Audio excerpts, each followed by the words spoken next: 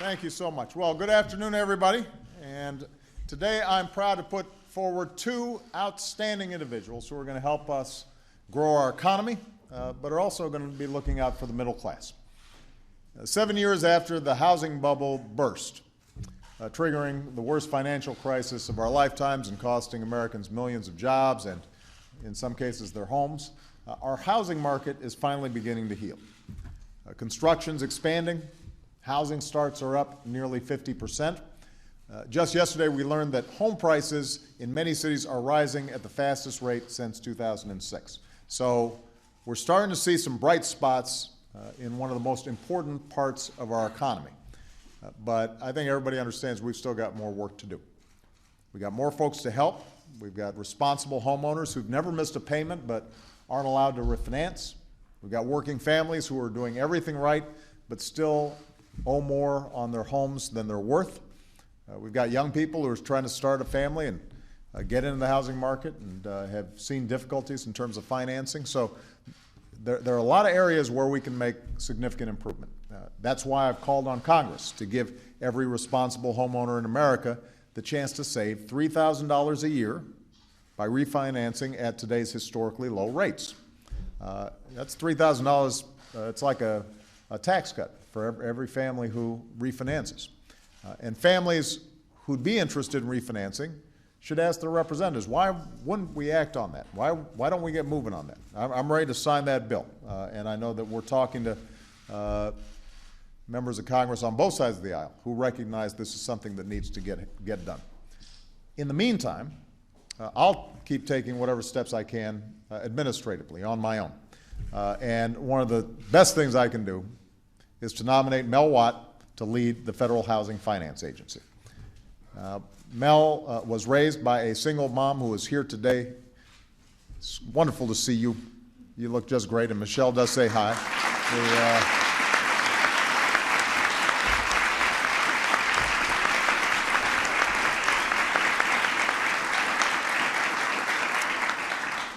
Like many people I meet, when I first met Mel's mom, first thing she says is, I want to see Michelle. So that's kind of how things go for me. But anyway, Mel's mom raised Mel and his brothers in Charlotte, North Carolina, just outside.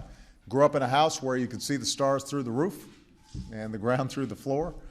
But Evelyn Watt sacrificed and worked hard to give her boys a fighting chance. As Mel says, she never, ever let us know we were poor or couldn't do anything that anybody else could do. And that love and support eventually led Mel to Congress, where he's represented the people of North Carolina for 20 years. Every one of them as a member of the committee that oversees housing policy.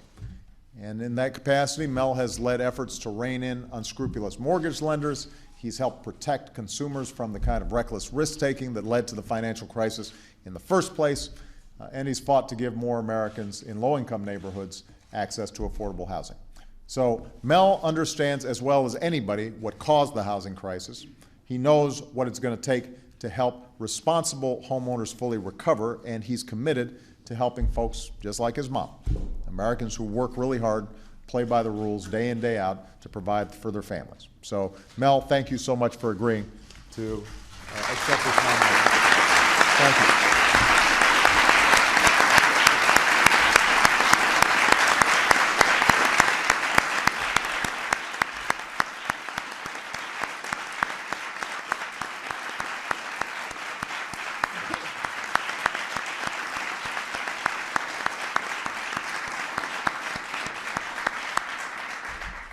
You can tell he's a good congressman because some of his staff's choking up.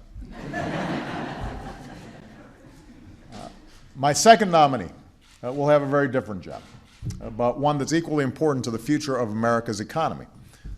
Now, when the Federal Communications Commission was founded almost 80 years ago, it was in charge of overseeing a few hundred radio stations and a few million phone lines. And today, the FCC sits at the center of a communications universe that is growing and changing faster than you can tweet. And that's why Julius Janikowski, who is an old buddy from law school and had so much success in the private sector as well as previously serving in the FCC. That's why Julius has had one of the toughest jobs in Washington. 4 years ago, Julius set two priorities as chairman of the FCC: making high-speed internet available everywhere and keeping it open to everyone. And thanks to his hard work and his leadership, the FCC has made extraordinary progress on both fronts. We're helping millions more Americans connect to high-speed internet. We're unleashing the airwaves to support the latest in mobile technology. We're protecting the internet as an open platform for innovation and free speech. And we're poised to do even more thanks to Julius's efforts. He has been an extraordinary FCC chairman. But Julius has decided to move on to new challenges in the digital frontier. And so today, it is my great pleasure to nominate Tom Wheeler to take his place. Give Tom a big round of applause.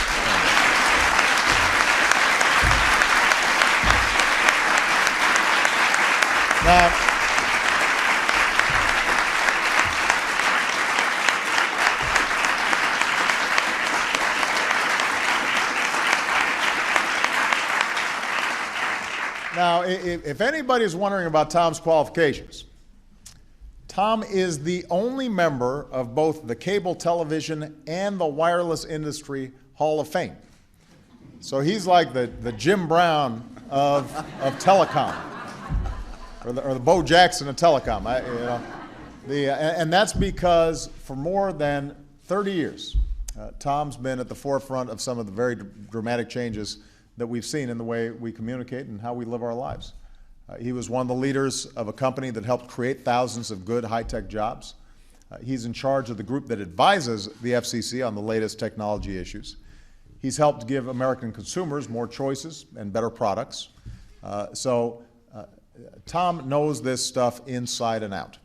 I think Julius will attest to that because Julius has benefited frequently from Tom's input and advice. I also want to thank Mignon Clyburn. Where's Mignon? There she is right there, who has been an incredible asset to the FCC for the last few years.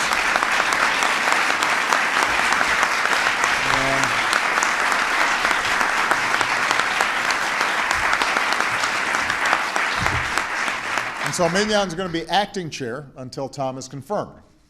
And together they've got a very important mission: giving businesses and workers the tools they need to compete in the 21st century economy and making sure we're staying at the cutting edge of an industry that again and again we've revolutionized here in America. And as technology continues to shape the way that we do business and communicate and transform the world, we want to make sure that it's American ingenuity, American innovation, and that we're setting up legal structures and regulatory structures that facilitate this continued growth and expansion that can create good jobs and continue to grow our economy. So I just want to thank Julius and his family, his wonderful wife Rachel, and the entire family for their extraordinary service. I want to thank Mel, I want to thank Tom and their families for agreeing to step into these new and challenging roles. And I'm going to go ahead and thank the Senate now for what I'm sure will be a speedy confirmation process so these two gentlemen can get to work right away. Thank you very much, everybody. Hey.